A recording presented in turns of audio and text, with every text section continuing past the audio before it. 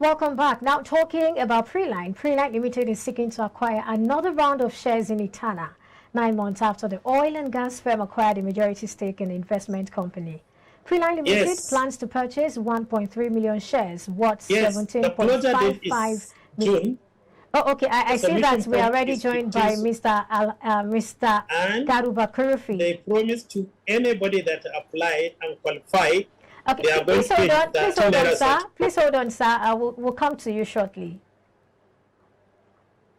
All right, thank you so much. Well, that's one of our guests. I already talked about the fact that he will join us later on the show, Mr. Kurufi Garuba, the MD, APT Securities. Well, that's him. Well, let's talk about what this now. Preline Limited is seeking to acquire another round of shares in Eterna, 9 months after the oil and gas firm acquired a majority stake in the investment company. Preline Limited plans to purchase 1.3 million shares worth 17.55 million naira from minority shareholders as part of the agreement for the initial 60.98% ownership stake acquired last year. In document obtained from the Capital Market Authority, Nigerian Exchange Limited, Eterna explained that the offer was made to comply with Part 12, Section 131, Subsection 1A of the ISA and Rule 445 of the Securities and Exchange Commission's Rules and Regulations, which requires Preline to make a mandatory takeover bid to all the other shareholders of Eterna PLC other than Preline Limited. The company offered to buy the stocks at 13 naira 50 kobo per share, increasing shareholders' investment by 54%, considering the offering price is 7 naira 3 kobo, above present market price of 6 naira 2 kobo. Preline's offer is limited to shareholders whose names appear on Eterna's register as of June 30, 2022, and must complete and execute the acceptance form included in the mandatory takeover bid document and delivering same to the registrar within the acceptance period. The acquisition will increase Preline's ownership stake in Eterna to 61.08%, with a total of 796,269,774 shares held, pushing Eterna closer to becoming a private company. Its current investment in the firm is 4.93 billion naira. Now, this is where Mr. Garuba comes in. Let's look at this particular rule that says that for any acquisition that would result in ownership of over 50% of the total outstanding equity securities of a public company, the acquirer shall be required to make a tender offer for all the outstanding equity securities to all remaining stakeholders of the said company at a price supported by a fairness opinion provided by an independent financial advisor or equivalent third party. Now, the acquirer in such a tender offer shall be required to accept all securities tendered. Now, the question for me is this a progressive or regressive position? And, who does this favor? This is for you, Mr. Garuba. Well, I will say it's a regressive position because in the past, 5% of the outstanding shares, at least 5% of the issued share is what they normally take. But today, since the Ardobat issue, where they just picked 500,000 out of over 300,000 held by the minority, it makes nonsense of these provisions. You can imagine buying only 1.3 million for a share of about 500 million outstanding by the minority. If you take it, this is 0.003%. And don't forget that whoever applied for this tender offer, his share will be vacated from his account for that period until such a time that the allotment is done. You cannot apply for tender offer and go to the market and trade your shares. Having warehouse your share for that period, you have no ability to trade it. At the end of the day, they say they are only taking 1%. That means for whoever give only 100,000, he will get 1,000 done. So if you have 100 units, you get only 1 unit paid at that money. It's not worth it. But it's better. Oh, I guess we lost connection with him right there. But of course, you were agreeing with him. So, Ambrose, let's have your thoughts, or maybe you want to continue from where he stopped. Yeah, actually, like what you just said, you said whether it's a progressive or progressive. I would say fine, it's progressive in nature, but I think here the regulators have to sit down and make clear differentiation between mandatory takeover and mandatory tender offer. Now, as you are reading, the intro, you are talking of mandatory takeover. Takeover is run from tender offer. Now, when you say takeover, you are bidding to take all the share of, just like example, I just cited out of Forte oil, but I want to know for takeover process, like what the Dangote flour did when Ola want to acquire Dangote flour. That is called takeover, because in this place, Dangote has about more than 80%, and the share value of that is more than 40 billion. That is what the act said. If you go to can about 113 or 173 or 174, that expect that if a company has just acquired 30% of a company, you need to do a tender offer. Also, if the company has less than 20% float in the market, you don't go more than that. But if the company is below 40 billion worth, you can keep your 20% float. But if the company worth more than 40 billion, just like the life of Dangote cement today, MTN today, Boa cement, because the value in the market is more than 40 billion. That is why their float is less than 20%. But for those that your money is not up to 40 billion, you can leave your 20% float. And that is what NSA have used to protect the minority investor in that company.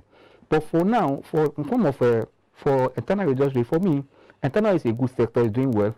But what Eterna, like Raji said, what Eterna is doing now, for any investor that wants to just lock himself in for just 1,300 shares, for me, it doesn't make any sense, because one, the company is doing well. And then for me, I would put my share for suspension because I want to partake. And also, if you look at the qualification date, it's far back around the June 30th. For those, even if you are buying Eterna today, you are not qualified. Then for me, let the performance of the company was seen and the acquisition impact was seen on the company be the attraction, not the takeover or tender offer. Just let the investor understand that the difference between a takeover and tender offer. Takeover is when you are discussing like that of Dangote flour.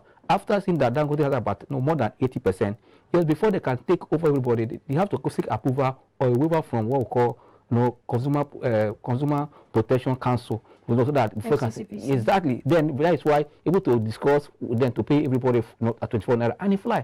But for what we are seeing today, I think the regulator should come and give us a straight and a decisive direction. Not that you do it today differently. Let's know what we are doing in the market, because if you look at that of Honeywell that's ongoing now, for all people that have done the tender offer, I would say that of Honeywell is better, because that one is looking for almost 79 million. But that of offer what's it called? 40 oil was just 500,000 units.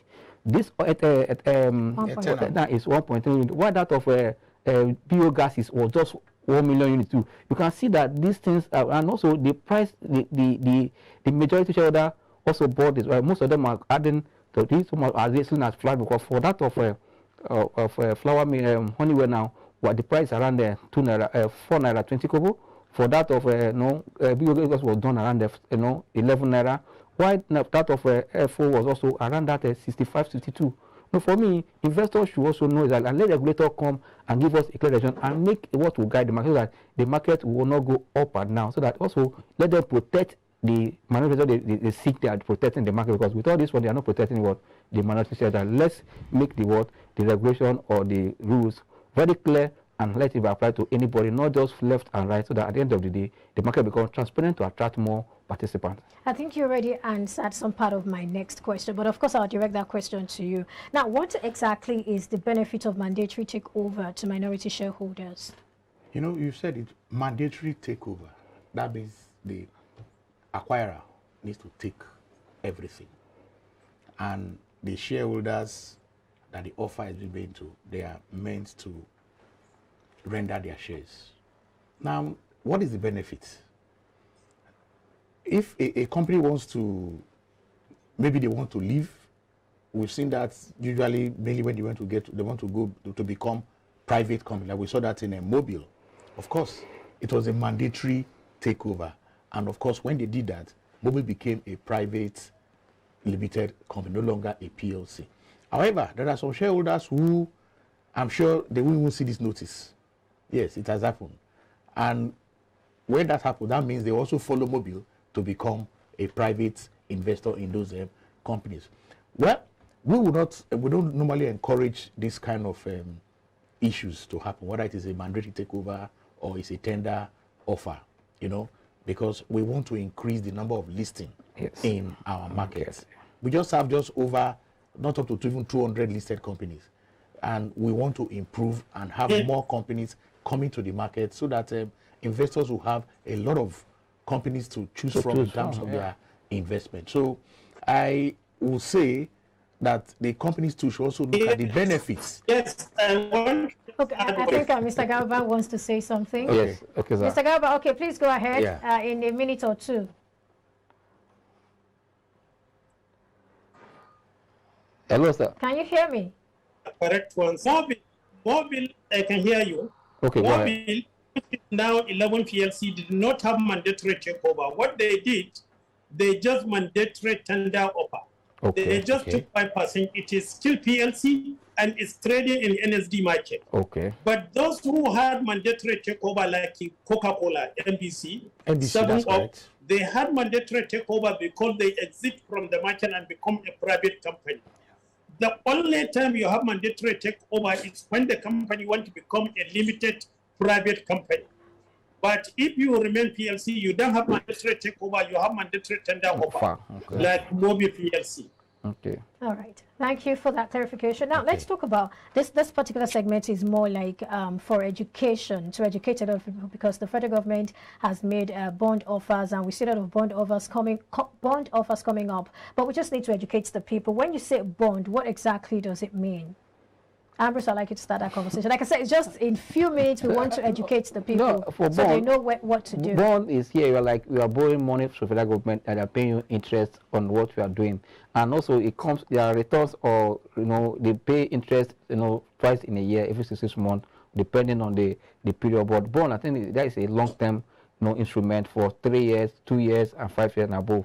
And the good thing is that for those that don't want to take risk, want to look at the work bond, and because you want to know, exactly that every year you are sure getting 13% from the government, fine. And also because it's coming from federal government, you know that a government like federal government will not default in paying. That is why you see when there is private bond or corporate bond, people want to go to federal government bond first, because you know that this year the CPN can even decide to create money and pay you off. But for other bonds, that is why people want to see that the risk there is very low. They play bond. But for those that have little money, yes, we encourage them to do bond. But personally, if you have fund, I'll tell you little for say, instead of you waiting for that small percent for so period of time, can't you go to equity market and do some calculating risk? For example, like how much, because this particular one that the federal government is doing, the minimum is 5,000 naira. Yeah, So if somebody has... That is savings bond. Okay. That is savings bond, which is good for those that don't want to take this quick. I still do that, but for me, 5,000 on what? On 13%. Or how much is going to get there? Or that's about 9 or 10%. There are some people that want to do that comfortably. They know that my money is safe. At the end of the time, I get my return. Fine. It depends on your investment objective and what you are looking at. But for those that really want to grow their wealth faster, yes, you'll be getting something there. But I advise diversify your portfolio. How the ones you are doing in equity, how the ones you are doing in bond, because they have different forms of increasing your bottom line. So are you trying to say that the bond actually favors the issuer and not the investors? No, everybody, your money is intact after the 2 years. Yeah, but you're saying that we need to diversify, because at the end of the day, you may not, the return may not be for those that are investing small money, like let's say a minimum of 5,000 naira. Yeah. You're putting 5 naira there for 1 year. They pay you 2 times in a year or for 2 years. How much is that going to return for you? But if for a stock I have calculated risk, I have done due diligence, I can make even 50%, and we have made 20%. It's better off now take that risk and see. But because of people don't want to take, that's why I say bond are where you have less risk. For those that are risk averse, look for bond. But if you're a person like me that will take risk, come to equity market. That's where we'll play. And I can. Let's listen to the stock broker, and I think he's an advocate of bond. So yeah, let's have your thoughts. Well, we want to say the Nigerian market, especially the NGS, is not a market it's an equities securities market. It's a market it's a securities market, different asset class. Yes, there is equity, we encourage that, but there is also this bond aspect. Bond is also another asset you can trade on. Like he has said, you have the private bond, that is the one issued by companies, and of course, before you go into those investments, that means you are becoming a lender to these companies, and you have to be sure that their cash flow at the end of the day will be able to pay you the agreed coupon or the interest rate, as we will call it. Now, there are a lot of participants involved in that bond issue. Most importantly, the rating agency is there. they will look at the bond and say, yes, it's a B bond, BB plus, and all that. And that will now inform investors' decision. Now, coming to federal government savings bond, generally, it is done to encourage savings and investment from the populace. And it's a pride. You know, instead of government borrowing, you know, externally, let them borrow from their citizens. Because, I mean, look at the Sukubong, for example, now, if I'm to mention that. These are specific projects. The bonds are raised for specific projects. And we are seeing the performance of the money raised, what the money is being used for. So, and federal government too, because they have taken money from the public, they will be mindful that they need to use the money for the purpose in which it was meant for. Because they must pay coupon, that's the interest. They are to even encourage investors, they are doing it on a quarterly basis. Okay. Quarterly basis, so that you can see that investors can manage their cash flow. If you are sure that every quarter something is more. However, I must warn also, with inflation rate hovering above 20%, and you are getting the federal government bond, the rates 12%, 10%, 10%, 9%, yes. about. But it's a fixed income securities. That means your returns are fixed. It's not a function of the economy's performance. Exactly. And here I said it is good for those who don't want to take risks. I advocate it for retirees. Okay. You know, because they cannot take that risk. Once they invest, they are sure at the end of every quarter something comes in. And it's also good for even traders to diversify their proprietary trading. Okay. Because you can't put all your eggs in one basket. That's so a good place to end this. All right, we take a break now. And when we come back, we will analyze the NGX oil and gas sector. Yes, we'll be looking at their performances. Stay with us, don't go away.